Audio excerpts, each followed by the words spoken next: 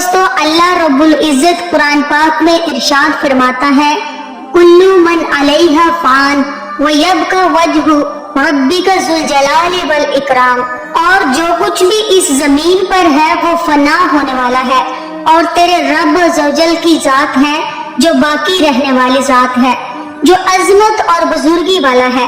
और एक दूसरे मुकाम पर अल्लाह तबारक ताला कुरान पाक में इरशाद फरमाता है, और हर जान को मौत का जायका चखना है, बेशक तेरे रब का वादा सच्चा है। प्यारे दोस्तों, आपने इंसानों को तो मरते हुए देखा होगा कि उनको मौत कैसे आती है और उनकी रूह कैसे निकलती है। बाज इंसानों को नज़ा के वक़्त इंतहाई तकलीफ के मराहल से गुजरना पड़ता है और बाज इंसानों की रूह ऐसे कब्ज कर ली जाती है जैसे कि दूध में से मक्खी निकाल दी जाए। लेकिन क्या आप जानते हैं कि जानवरों को मौत कैसे आती है? प्यारे दोस्तों, आज की इस वीडियो में हम आपको बताएंगे कि जानवरों को मौत कैसे आती है और जानवरों की रूह कौन सा फरिश्ता कब्ज करता है, मलकुल मौत अलैहिस्सलाम या कोई और फरिश्ता। और क्या जानवरों को भी मौत के वक़्त निज़ा की सख्ती महसूस होती है और क्या उनको भी निज़ा की तकलीफ होती है, और जानवर अपनी मौत मरने से पहले कहाँ चले जाते हैं? क्या जानवरों को मौत से पहले अपनी मौत का इल्म होता है और अपनी तिब्बी मौत मरने वाले जानवरों की लाशें हमें नजर क्यों नहीं आती? प्यारे दोस्तों, इन तमाम तर सवालों के जवाबात कुरान और हदीस की रोशनी में आज की इस वीडियो में हम आपको बताएंगे।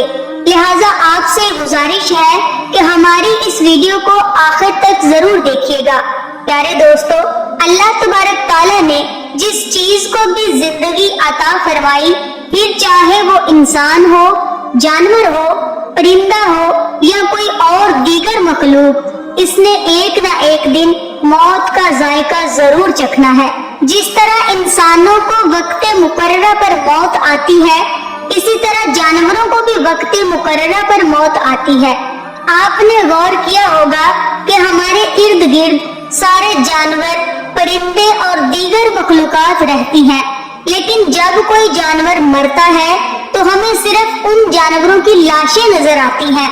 और जो जानवर हादसाती तौर पर मरते हैं, जैसा कि रोड एक्सीडेंट में मरने वाले जानवर, या वो जानवर जिनको कैद में रखा गया हो, या फिर वो जानवर जिनका शिकार किया गया हो, ऐसे जानवरों की लाशें तो हमें नजर आती हैं।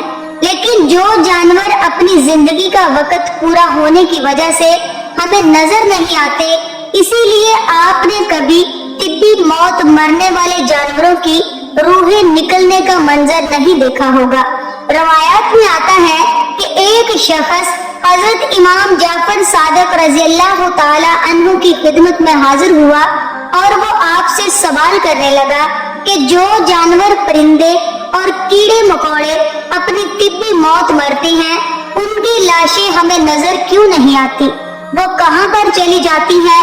जैसा कि हमारे इलाके में चूहे, बिल्लियां, परिंदे और दीगर जानवर पाए जाते हैं, ये जानवर भी अपनी तिब्बी मौत मरते हैं और रोजाना हजारों की तादाद में परिंदे और जानवर मौत का मजा चखते हैं।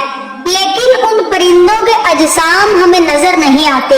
हजरत इमाम जाफर सादिक रज़ियल्लाहु ताला अन्हु फरमाने लगे कि इन जानवरों के मुर्दा अजसाम हमें इसलिए नजर नहीं आते क्योंकि इन जानवरों को अल्लाह की तरफ से अपनी मौत का इल्म हो जाता है और ये जानवर वक्ते मुकर्ररा से पहले पहले पहाड़ों के गारों, कुओं, दरख्तों के खोखले तनों और जमीन के सराखों पर गहरे घड़ों में जाकर बैठ जाते हैं और वहीं पर उनकी मौत आती है। ये अल्लाह तबारक ताला का बनाया हुआ एक निजाम है जिसकी वजह से इंसान आज सुकून की सांस ले रहा है। वरना अगर बाकी जानवरों को छोड़कर सिर्फ परिंदों की मौत का हिसाब लगाया जाए तो पूरी दुनिया के अंदर 700 अरब परिंदे रहते हैं। अगर ये परिंदे सरेआम लोगों के सामने मरते तो इंसानों के लिए जमीन पर कदम रखने की जगह न होती और उनके मुर्दा जिस्म गंदगी और बेशुमार बीमारियों का सबब बनते। پیارے دوستو، یہ تو صرف پرندوں کی بات ہے جو اللہ تبارک تعالیٰ کی اڑنے والی مخلوق ہے، اور جو اللہ تبارک تعالیٰ نے بے شمار مخلوقات کو پیدا کیا جو ہماری اس روئے زمین پر رہتی ہے، اگر وہ بھی اسی طرح طبی موت مرتے اور ہماری گلی محلوں اور سڑکوں پر ان کی لاشیں پڑی ہوتی تو ذرا سوچئے کہ انسانی نظام زندگی کیسے چلتا۔ لہٰذا اللہ تبارک تعالیٰ ہی جانتا ہے کہ اللہ تبارک تعالیٰ نے اس دنیا کے نظام کو کیسے چلانا ہے۔ لہٰذا اللہ تبارک تعالیٰ ان جانوروں کو ان کی موت سے پہلے ہی ان کی موت کے بارے میں بتا دیتا ہے تاکہ یہ دور دراز کسی جنگلوں پہاڑوں میں چلے جائیں اور وہاں پر ان کی موت آ جائے۔ بے شک یہ بھی اللہ تبارک تعالیٰ کا ہم انسانوں پر ایک بہت بڑا احسان ہے، جیسا کہ اللہ تبارک تعالیٰ قرآن پاک میں ارشاد فرماتا ہے، اور تم اپنے پروردگار کی کون کون سی نعمتوں کو جھٹلاؤ گے۔